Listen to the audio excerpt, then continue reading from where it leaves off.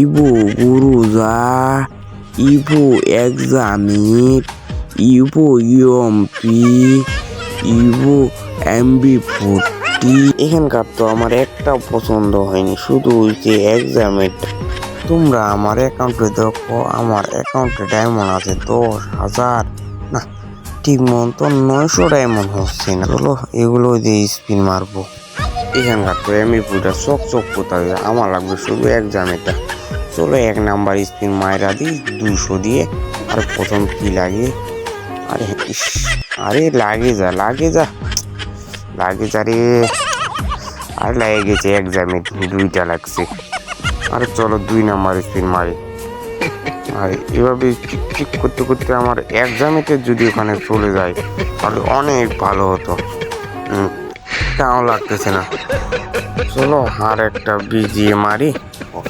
লাগতেছে না, সব ডায়মন্ড নিয়ে যাবে।